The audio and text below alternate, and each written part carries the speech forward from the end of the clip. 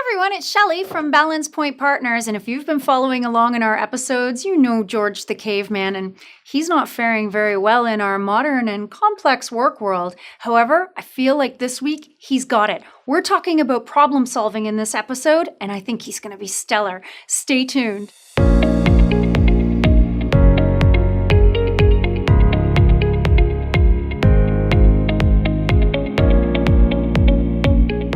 Chris, George honestly hasn't fared so well in our previous two conversations, but I've got a great feeling today. We're talking about problem solving. George must be fantastic at problem solving. So, Shelley, the good news is George, out of the box, is pretty darn good at problem solving. Yeah. Come on, George, yeah.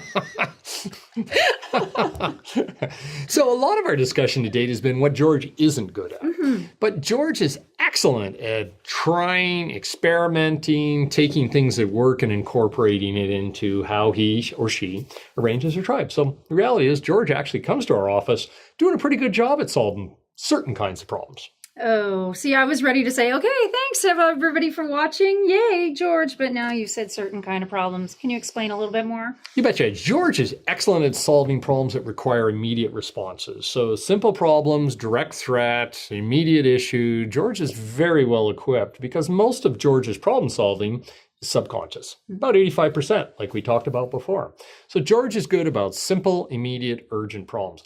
What George isn't so good at is solving complex problems that require deep thinking and a lot of analysis. So how does George get good at solving those problems? So there are three things. So first of all, most problems we solve as a tribe. So if you want to be good at problem solving within your organization, you need to get all of your Georges, which is all of us, to first of all, understand the nature of the problem, think about thinking.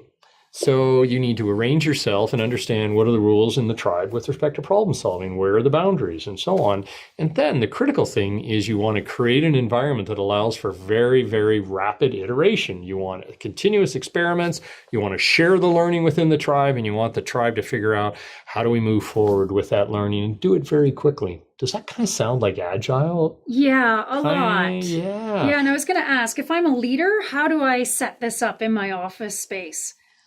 So, Shelley, the first principle of dealing with cave people in your office space is let them arrange the damn thing for themselves. So, in other words, let them adapt the environment continuously so that it's fit for purpose given the type of problem that they need to solve.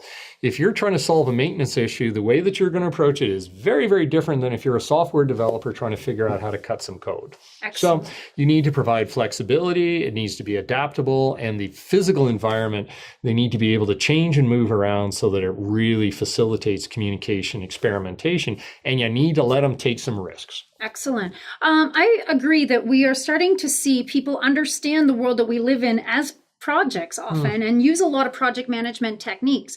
Can you talk about how Agile is very aligned with how George thinks? You betcha. Well, over the last 100,000 years, George has more or less survived. And, let's face it, George and Georgette went on to more or less populate every square inch of the planet, mostly through a series of experiments. And those quick experiments that didn't cost him or her their lives led to learning something, applying it, sharing the learning within a larger tribe. Tribe shared information with other tribes.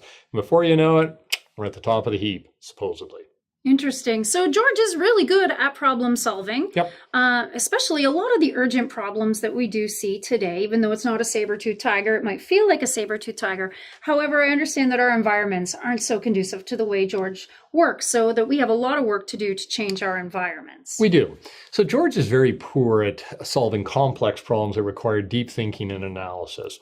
So you need to establish ways of working with complex problems that really acknowledge that George doesn't understand why or how to solve most problems. Okay, so that's where I would start. Excellent. Okay, Chris, rapid fire, 3 big key takeaways. Okay, so when it comes to supporting your cave person solving problems in your office, 3 things. Arrange yourself effectively as a tribe, allow some adaptability, let people arrange the environment so it works for them.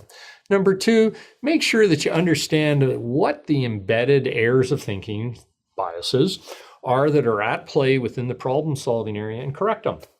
And third, if you are dealing with an urgent, important, and complex problem, you have to slow down. You have to engage deep thinking and analysis and not do what you feel like doing and what we typically do.